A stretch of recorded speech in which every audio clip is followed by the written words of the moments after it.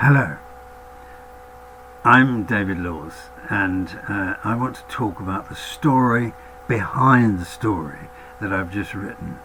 My novel is called The Fuhrer's Orphans, but what started me off on this tale was the true tale behind the Kinder transports. Now, many people know already about Nicholas Winton's heroic operation to save nearly 700 children from the Nazis, taking them from Prague to the safety of Britain. But what struck me particularly was the sad contrast at the point of departure, the Woodrow Wilson station in Prague, where the children were loaded onto the trains for freedom.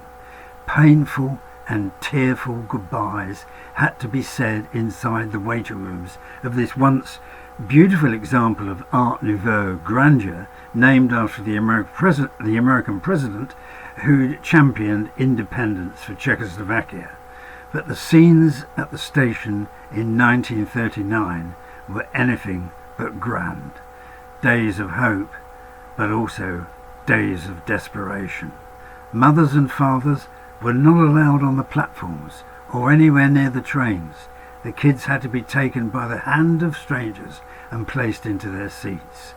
Can you imagine what it must have felt like to be a parent desperate enough to give your child off to strangers, knowing you'd never see them again?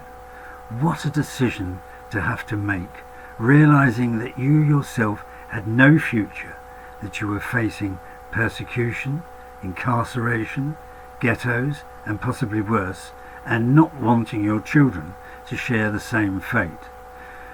Winton, who spent a short time in Prague before leaving to arrange the British end of his operation, was waylaid in his Prague hotel by desperate parents who'd failed to make the quota. And he also left behind a team of British volunteers who arranged for these shipments of children. But even these people were eventually eased out by the Gestapo, who continued to run the trains until the day Hitler invaded Poland. That was on September the 1st, 1939. 250 children were already on the train, ready to go, when the announcement was made, and then they were taken off the train, and Winton never found out what happened to them. So that's where my story begins. After the transports had stopped, what happened then?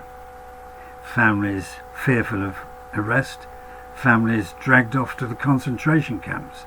But sometimes some of the children would escape, perhaps because they were absent at the point of arrest. Sometimes they were hidden behind false cupboards or in wardrobes. Think of those kids, all alone, hunted, wanted by the Gestapo, living wild in sheds and basements and parks and attics. These are the orphans of my story, who needed rescue and escape. The Fuhrer's Orphans is what the novel is called. It's now available to order from Amazon and other websites and the bookshops when these are open. Hopefully a good read, perhaps during the restrictions for COVID, or perhaps during the Christmas period.